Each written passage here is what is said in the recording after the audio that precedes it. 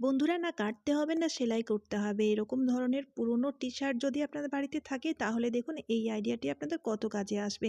তো এখানে দেখুন বন্ধুরা, প্রথমে কি করতে হবে, টি শার্টটিকে উল্টো করে নিতে হবে, তারপরে ওপরের যে গলার সাইড দিয়ে এইভাবে একটু ফোল্ড করে তারপরে একটা গার্ডারের সাহায্যে সেই জায়গায় গার্ডার বেঁধে দিতে হবে। তারপর আবার আমাদের সেই টি শার্টটিকে সোজা করে নিতে হবে। এবার আমাদের কি করতে হবে, দেখুন বন্ধুরা, আমাদের বাড়িতে প্রচুর পুরনো জামা কাপড় থাকে, বিশেষ করে বাচ্চাদের যেই ছোট ছোট জামা কাপড় থাকে, কাউকে আমরা দিতেও পারি না, সেই জামা কাপড়গুলো রাখারও সমস্যা থাকে। তো দেখুন এক ধরনের একটা কত সুন্দর স্টোরেজ তৈরি হয়ে গেল, জামা কাপড় একটা টি শার্টের মধ্যে অনেক জামা কাপড় এভাবে রাখতে পারবেন। দ্বিতীয়ত হচ্ছে আমরা খুব সুন্দর মতো এর ইউজও করতে পারবো।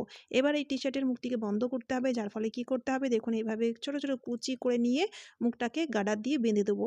তাহলে খুব সুন্দর একটা ফ্রিল মতো, গোলাপ ফুলের মতো ডিজাইন হয়ে যাবে। দেখুন বন্ধুরা, এইভাবে তৈরি হয়ে গেল একটা খুব সুন্দর মতো কুশন। আশা করছি আইডিয়াটি ভালো লাগবে, তাই ভিডিওটি শেয়ার করে দেবেন।